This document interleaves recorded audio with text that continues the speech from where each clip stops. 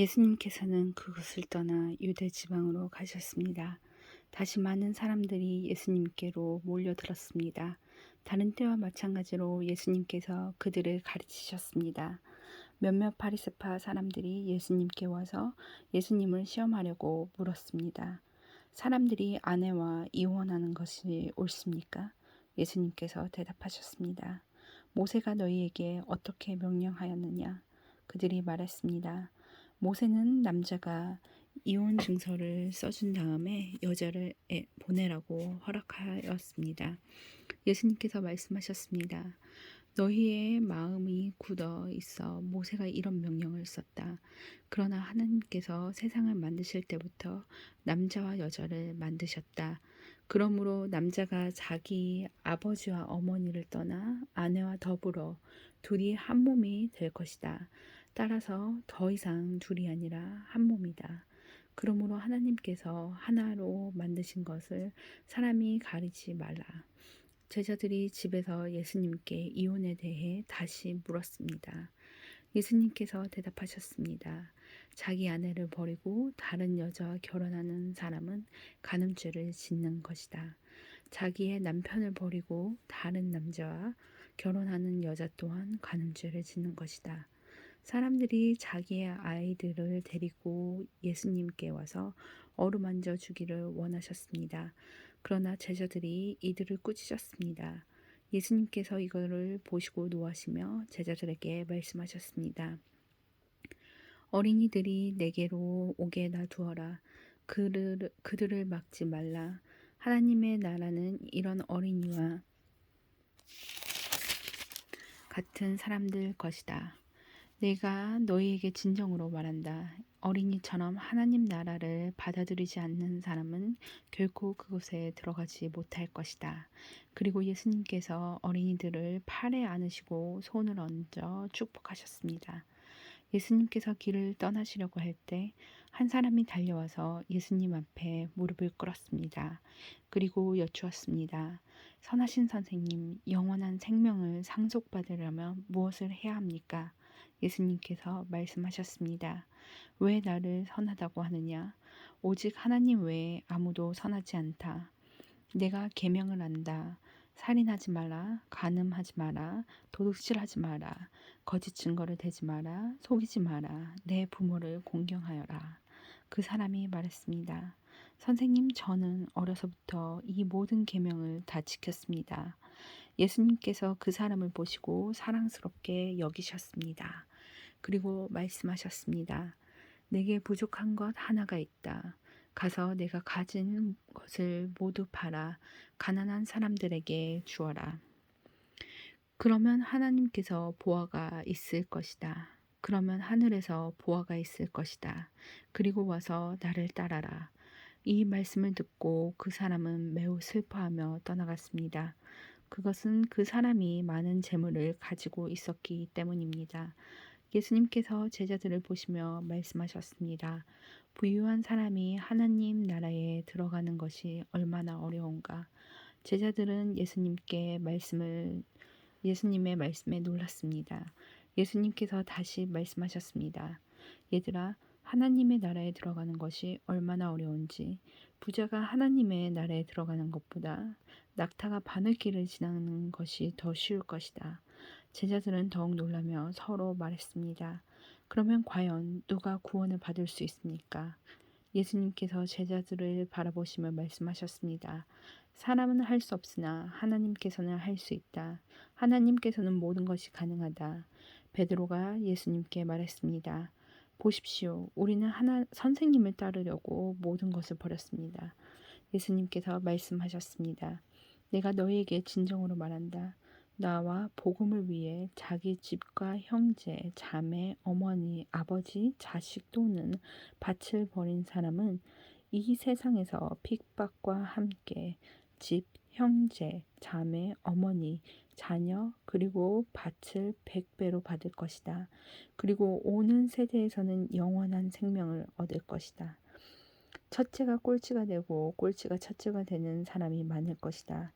예루살렘으로 올라가는 길에 예수님께서 사람들보다 먼저 걸어가셨습니다. 제자들이 놀랐고 뒤따르던 사람들도 두려워했습니다. 예수님께서 12제자를 따로 부르셨습니다. 어떤 일이 예수님께 일어날지 말씀하기 시작하셨습니다. 보아라, 우리는 지금 예루살렘으로 간다. 인자가 대제사장과 율법 학자들에게 넘겨질 것이다. 그들은 인자에게 사형을 선고하고 이방 사람들에게 넘겨줄 것이다. 이방 사람들은 인자를 조롱하고 침을 뱉고 채찍으로 때리고 죽일 것이다. 그러나 인자는 3일 뒤에 다시 일어날 것이다. 세베대의 두 아들인 야고보와 요한이 예수님께 와서 말했습니다. 선생님, 우리의 소원을 들어주시기 원합니다. 예수님께서 물으셨습니다. 너희가 내게 무엇을 원하느냐? 그들이 대답했습니다. 저희가 주의 영광스러운 나라에서 선생님의 오른쪽과 왼쪽에 앉게 허락해 주십시오. 예수님께서 대답하셨습니다. 너희가 요구하는 것이 무엇인지 알지 못하는구나. 너희는 내가 마시는 잔을 마실 수 있느냐? 그리고 내가 받는 세례를 받을 수 있느냐? 그들이 대답했습니다. 예, 우리는 할 수 있습니다. 예수님께서 그들에게 말씀하셨습니다. 내가 마시는 잔을 너희가 마시며 내가 마시는 잔을 너희가 마시며 내가 받는 세례를 너희가 받을 것이다. 그러나 내 오른쪽이나 왼쪽에 앉은 것은 내가 허락하는 것이 아니다. 이 자리는 정해놓은 사람들에게 돌아갈 것이다. 이 말을 듣고 나머지 10명의 제자들이 야고보와 요한에게 화를 내기 시작했습니다. 예수님께서 제자들을 부르시고 말씀하셨습니다. 너희가 아는 것처럼 이방 사람들의 통치자라는 사람들은 사람들을 지배하려고 한다. 고관들도 사람들에게 세도를 부린다. 그러나 너희는 그래서는 안 된다. 누구든지 너희 중에 높아지려거든 종이 되어야 한다. 누구든지 너희들 중에 첫째가 되려거든 모든 사람의 종이 되어야 한다. 인자도 섬김을 받으러 온 것이 아니라 섬기러 왔다. 인자는 자기 생명을 많은 사람의 대속물로 주려고 왔다. 예수님께서 제자들이 여리고에 왔습니다. 예수님들과 제자들이 여리고에 왔습니다. 예수님께서 제자들과 많은 사람들과 함께 여리고를 떠나실 때 디메오의 아들인 바디메오라고 하는 앞을 보지 못하는 거지가 길가에 앉아 있었습니다. 나사렛 예수님이라는 소리를 듣고 그는 소리 지르기 시작했습니다. 다윗의 자손 예수님, 제게 자비를 베풀어 주십시오. 많은 사람들이 그에게 조용히 하라고 엄하게 말했습니다. 그러나 그는 더욱더 큰 소리쳤습니다. 다윗의 자손이시여, 저에게 자비를 베풀어 주십시오. 예수님께서 멈추셔서 말씀하셨습니다. 그 사람을 이리 데리고 오너라. 사람들이 그를 불렀습니다. 안심하고 일어나게 예수님께서 자네를 부르시고 계시네. 그는 겉옷을 거두어두고 벌떡 일어나 예수님께로 갔습니다. 예수님께서 그에게 물으셨습니다. 무엇을 해주길 원하느냐? 보지 못하는 자가 대답했습니다. 선생님, 다시 보기를 원합니다. 예수님께서 가거라, 내 믿음이 너를 낫게 하였다 라고 말씀하셨습니다. 그 즉시 그는 보게 되었고 예수님을 따라 나섰습니다. 예수님과 제자들이 예루살렘 근처 올리브 산 가까이에 있는 벳바게와 베다니 마을에 이르렀습니다. 그곳에서 예수님은 두 제자들을 보내셨습니다. 예수님께서 그들에게 말씀하셨습니다. 건너편 마을로 가거라. 거기에 가면 지금까지 아무도 탄 적 없는 나귀 새끼 한 마리가 매어 있는 것을 볼 것이다. 그러나 그것을 풀어 이리로 가지고 오너라. 예수님께서 말씀하셨습니다. 건너편 마을로 가거라. 거기에 가면 지금까지 아무도 탄 적이 없는 나귀 새끼 한 마리가 매여 있는 것을 볼 것이다. 그것을 풀어서 이리로 가지고 오너라. 누가 너희에게 왜 이러십니까? 라고 물으면 이렇게 말하여라. 주님께서 필요하십니다. 곧 이리로 돌려보내실 것입니다. 제자들은 마을로 들어가서 그 길 쪽에 있는 문에 묶여있는 나귀 새끼를 발견하였습니다. 제자들이 나귀로 풀었습니다. 서 있던 사람들이 제자들에게 물었습니다. 나귀를 풀다니 무엇을 하려는 것이오? 제자들이 예수님께 알려주신 대로 대답했습니다. 그러자 허락해 주셨습니다. 제자들이 예수님께 나귀 새끼를 끌고 왔습니다. 그들이 겉옷을 나귀 위에 얹고 예수님께 거기에 앉으셨습니다. 많은 사람들이 자기들의 겉옷을 펴서 길 위에 펼쳤습니다. 어떤 사람들은 들에서 꺾은 나뭇가지를 펼쳤습니다. 예수님 앞에서 걸어가던 사람들과 뒤에서 따라가던 사람들이 소리쳤습니다. 호산나, 주님의 이름으로 오시는 이가 복이 있다. 다가오는 우리 조상 다윗의 나라가 복이 있다. 가장 높은 곳에서 호산나. 예수님께서 예루살렘에 가셔서 성전으로 들어가셨습니다. 그리고 모든 것을 둘러보신 후 날이 이미 저물었기 때문에 12 제자들과 함께 베다니로 돌아가셨습니다. 이튿날 예수님과 제자들이 베다니에서 출발하여 오는 길에 예수님께서 배고픔을 느끼셨습니다. 멀리서 잎이 무성한 무화과나무를 보시고 거기서 열매를 얻으려고 다가가셨습니다. 그러나 무화과는 없고 잎사귀만 무성할 뿐이었습니다. 그것은 아직 무화과가 열릴 때가 아니었기 때문입니다. 예수님께서 나무에게 말씀하셨습니다. 다시는 아무도 내 열매를 먹지 못할 것이다. 제자들이 이 말씀을 들었습니다. 예수님과 제자들이 예루살렘에 왔습니다. 예수님께서 성전으로 들어가셔서 성전에서 사고 파는 사람들을 내쫓으셨습니다. 그리고 돈을 바꿔주는 사람들의 책상과 비둘기 파는 사람들의 자리를 뒤엎으셨습니다. 예수님께서 그 누구도 물건을 가지고 성전의 뜰을 가로질러 가지 못하게 하셨습니다. 그리고 사람들에게 가르치셨습니다. 성경에 이렇게 쓰여 있다. 나의 집은 모든 민족께 기도하는 집이라고 불릴 것이다. 그런데 너희는 강도의 소굴로 바꾸었구나. 대사장들과 율법학장들이 이 소식을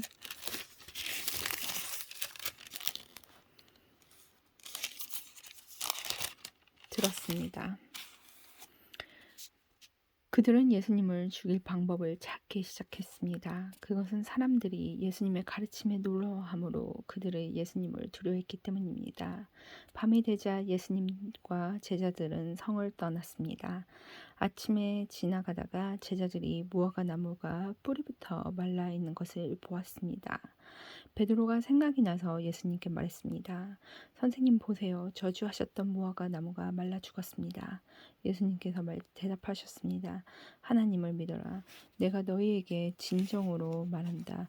누구든지 이 산을 향하여 뽑혀서 바다에 던져라 하고 말하고 마음속에 아무 의심이 없는 말한 대로 될 줄 믿으면 그대로 이루어질 것이다. 그러므로 내가 너희에게 말한다. 너희가 기도하고 구한 모든 것은 받은 줄로 믿더라. 그러면 이루어질 것이다. 너희가 서서 기도할 때 다른 사람과 원수된 일이 있으면 그를 용서하여라. 그래야 하늘에 계신 너희 아버지께서도 더 너희의 죄를 용서하실 것이다. 예수님과 제자들이 다시 예루살렘으로 갔습니다. 예수님께서 성전에서 거니실 때 대사장들과 율법학자들과 장로들이 예수님께 왔습니다. 그들은 예수님께 말했습니다. 당신은 무슨 권한으로 이런 일을 하는 것이오? 누가 당신에게 이런 권한을 주었소? 예수님께서 이들에게 대답하셨습니다. 내가 한 가지를 너희에게 묻겠다. 만일 나에게 대답하면 내가 무슨 권한으로 이런 일을 하였는지 말해주겠다. 요한의 세례가 하늘로부터 온 것이냐 아니면 사람에게서 온 것이냐 대답해 보아라. 그들은 자기들끼리 의논하였습니다. 만일 우리가 하늘로부터 왔다고 하면 그가 어째서 너희의 요한을 믿지 않느냐라고 말할 것이다. 그렇다고 사람들에게서 왔다고 할 수도 없지 않은가. 이들은 백성을 두려워했습니다. 그것은 모든 사람들이 진정으로 요한을 예언자로 생각하고 있었기 때문입니다. 그래서 예수님께 우리는 모르오 하고 대답하였습니다. 예수님께서도 그러면 나도 너희에게 내가 무슨 권한으로 이런 일을 하는지 말하지 않겠다라고 말씀하셨습니다. 예수님께서는 비유로 사람들에게 말씀하기 시작하셨습니다. 어떤 사람들이 포도밭을 갖고 왔다. 그리고 주위에 담장을 치고 포도즙을 짤 구덩이를 파고 망대를 세웠다. 그리고 포도밭을 농부들에게 빌려주고 여행을 떠났다. 때가 되자 주인은 농부들에게 종이를 보내어 포도밭에서 난 자기 몫을 수확물을 가져오게 했다. 그러나 농부들은 그 종을 붙잡아 때린 후 빈손으로 쫓아버렸다. 다시 주인은 다른 종을 그들에게 보냈다. 그러자 그들은 그의 머리를 때리고 깔보고 업신여겼다. 다시 주인은 다른 종을 보냈다. 그러자 그들은 그 하인을 죽였다. 다른 많은 종들을 보냈지만 농부들은 때리기도 하고 죽이기도 했다. 주인에게는 한 사람이 더 있었는데 바로 그의 사랑하는 아들이었다. 결국 주인은 아들을 농부에게 보내면서 말했다. 농부들이 내 아들을 존중할 것이다. 그러나 농부들은 서로 말했다. 이 사람은 주인의 상속자이다. 어서 그를 죽이자. 그러면 유산이 우리의 것이 될 것이다. 농부들은 아들을 잡아다 죽인 후 포도밭으로 던져버렸다. 포도밭의 주인이 이제 어떻게 할 것이냐. 그는 포도밭에 가서 농부들을 다 죽이고 포도밭을 다른 농부에게 줄 것이다. 이런 성경 말씀을 읽어보지 못했느냐. 건축자들이 버린 돌이 진보퉁이의 머릿돌이 되었다. 이는 주님께서 하신 일이다. 이것이 우리 눈에 놀랍지 않은가. 그들은 이 비유가 자기들을 빗대어 하신 것임을 알고 예수님을 체포하길 원했습니다. 그러나 백성들을 두려워하여 예수님을 두고 떠나가 버렸습니다. 그들은 예수님께 말씀에서 트집을 잡으려고 바리새파 사람과 헤롯 당원 몇 명을 예수님께 보냈습니다. 그들이 와서 말했습니다. 선생님, 우리는 선생님께서 진실한 분이시며 아무에게 얽매이지 않으신다고 알고 있습니다. 선생님께서는 아무도 부당하게 대하지 않으시고 하나님의 길을 진리로 가르치십니다. 가이사에게 세금을 내는 것이 옳습니까? 내지 않는 것이 옳습니까?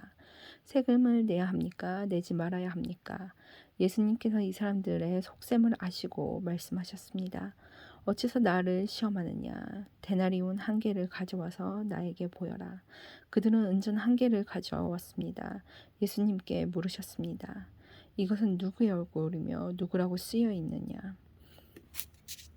그들이 대답했습니다. 가이사입니다. 예수님께서 그들에게 말씀하셨습니다. 가이사 것이 가이사에게 주어라. 그리고 하나님의 것은 하나님께 바쳐라. 그들은 예수님의 말씀에 놀랐습니다.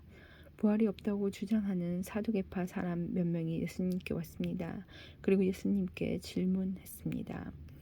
선생님, 모세는 형이 자식이 없이 아내만 남겨두고 죽으면 동생이 그 형수와 결혼을 하고 형을 위하여 자식을 낳아 주어라 하고 기록했습니다. 7 형제가 있는데 맏형이 결혼하고 자식이 없어 죽었습니다. 그래서 둘째가 형수와 결혼을 했는데 역시 자식이 없이 죽었습니다. 셋째도 마찬가지였습니다. 7 형제 모두가 자식을 남기지 못했습니다. 나중에 여자도 죽었습니다. 그러면 다시 살아날 때 그 여자는 그들 중에 누구의 아내가 되겠습니까?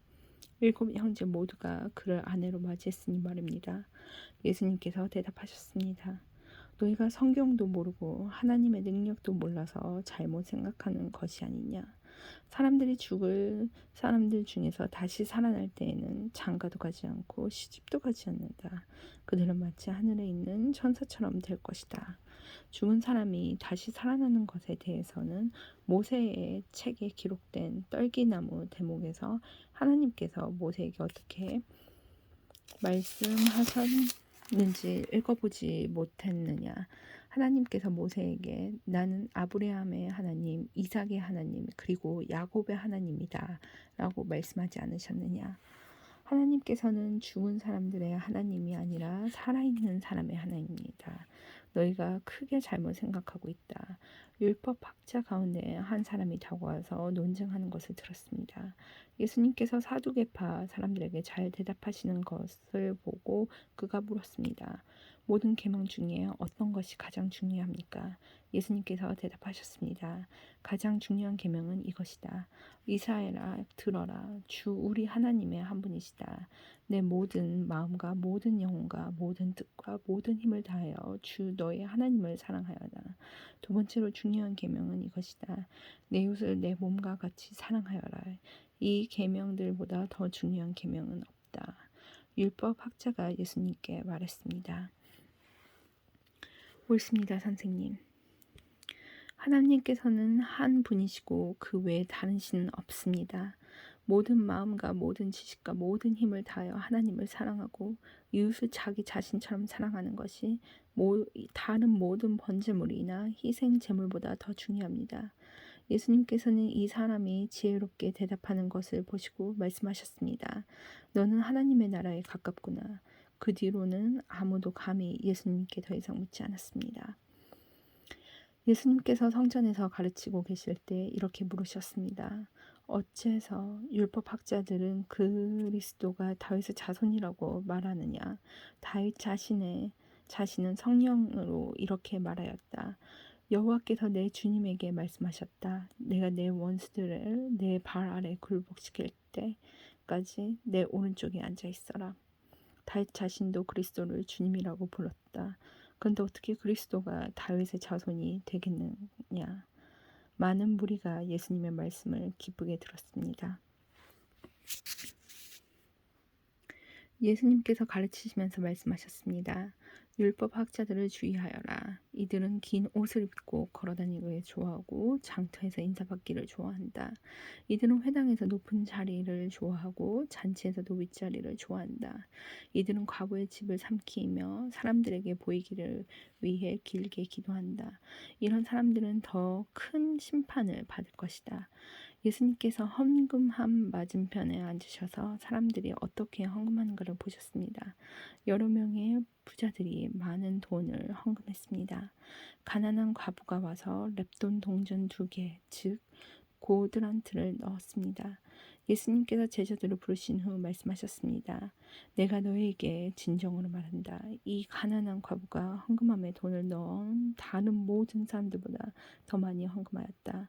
다른 모든 사람들은 넉넉한 중에서 헌금을 하지만 과부는 가지고 있던 모든 것, 즉 생활에 필요한 돈 전부를 바쳤다. 예수님께서 성전을 떠나실 때 한 제자가 예수님께 말했습니다. 선생님 보십시오. 정말 아름다운 돌이지요. 정말 아름다운 건물이지요. 예수님께서 이 큰 건물을 보느냐? 돌 위에 돌 하나도 남지 않고 완전히 무너질 것이다. 라고 말씀하셨습니다. 예수님께서 성전 맞은편 올리브 산에서 앉아 계실 때 베드로, 야고보, 요한과 안드레가 예수님께 조용히 물었습니다.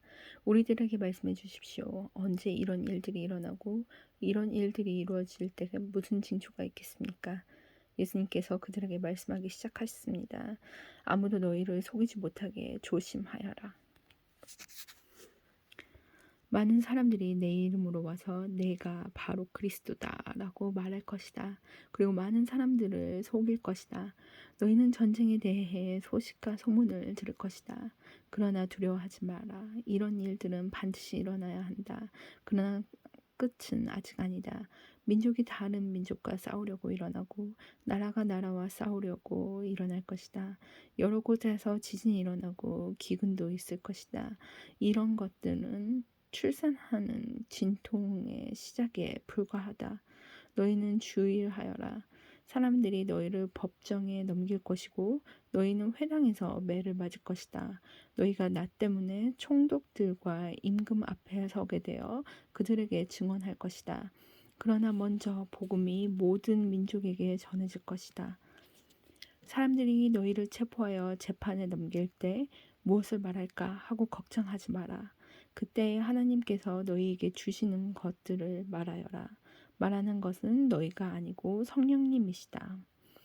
형이 동생을 죽게 내주고 아버지가 자식들을 내주고 자식들이 부모를 거역하여 일어나며 죽게 할 것이다. 내가 내 이름 때문에 너희가 미움을 받을 것이다. 그러나 끝까지 견디는 사람은 구원을 받을 것이다. 멸망케 하는 혐오할 만한 것이 서 있지 않아야 할 곳에 서 있는 것을 보거든. 멸망케 하는 혐오할 만한 것이 서 있지 않아야 할 곳에 서 있는 것을 보거든. 읽는 사람은 깨달아라. 유대에 있는 사람들은 산으로 도망하여라. 지붕 위에 있는 사람은 집에 있는 것을 가지고 나오려고 내려와 들어가지 마라. 밭에 있는 사람은 옷을 가지려고 돌아서지 마라. 그때에는 임신한 여자들이나 아이에게 젖을 먹이는 여자들에게 화가 있다. 이런 일이 겨울에 일어나지 않도록 기도하여라. 그때에는 환난이 있을 것인데 이런 환난은 하나님께서 세상을 만드신 때부터 지금까지 없었던 것이며 앞으로도 이런 환난은 없을 것이다. 주님께서 이 날들을 줄여주시지 않는다면 어느 생명도 구원받지 못할 것이다. 그러나 하나님께서 선택한 사람을 위하여 이 날을 줄이셨다. 이 날들을 줄이셨다. 그때 어떤 사람들이 여보시오 그리스도가 여기 계십니다. 또는 저기 계십니다. 하고 말할 때도 믿지 마라. 거짓 그리스도와 거짓 예언자들이 일어나 증거와 기적을 보여줄 것이다. 그래서 가능하면 선택된 사람들을 잘못된 길로 인도하려고 할 것이다.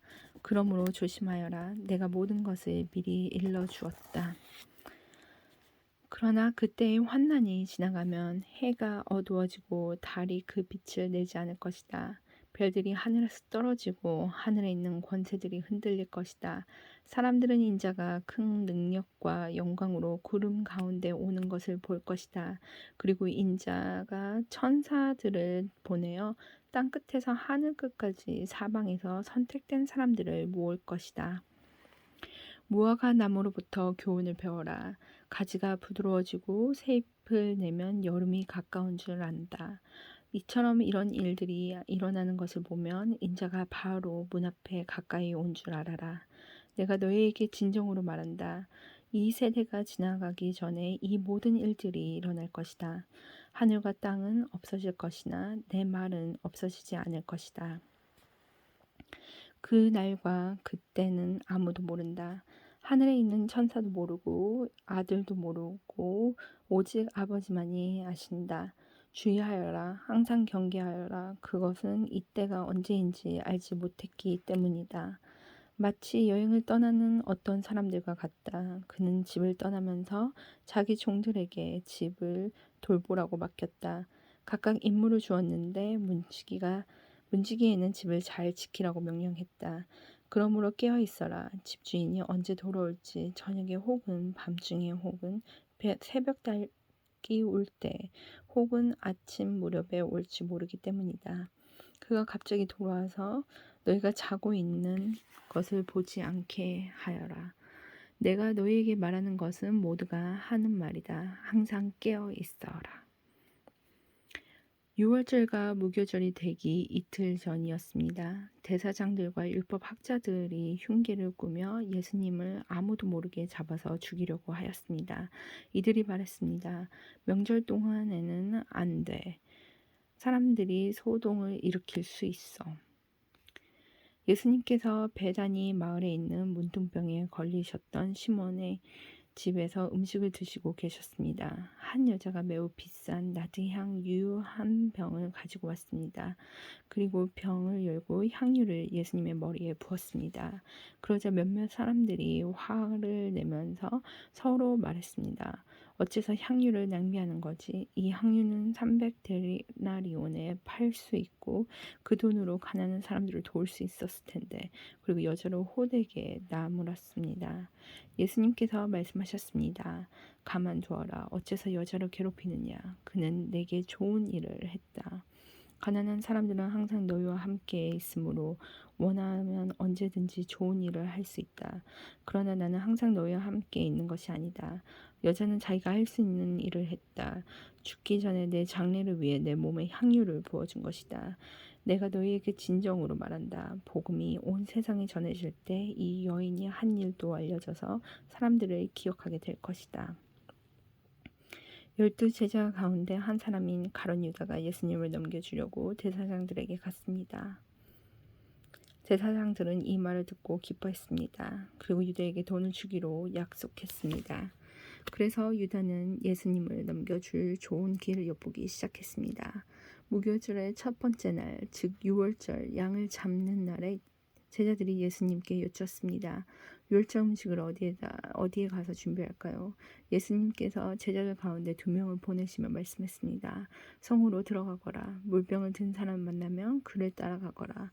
그가 들어가는 집의 주인에게 선생님께서 제자들과 함께 유월절 음식을 먹을 수 있는 방이 어디냐고 물으십니다. 라고 하여라. 그러면 주인이 너에게 준비된 커다란 다락방을 보여줄 것이다. 그곳에서 음식을 준비하여라. 제자들이 떠나서 성으로 들어갔습니다. 예수님께서 말씀하신 그대로였습니다. 그래서 유월절을 준비했습니다. 저녁이 되자 예수님께서 12 제자들과 함께 그 집으로 가셨습니다. 식사를 하는 동안 예수님께서 말씀하셨습니다. 내가 너희에게 진정으로 말한다. 나와 함께 음식을 먹고 있는 너희 가운데 한 사람이 나를 배반할 것이다.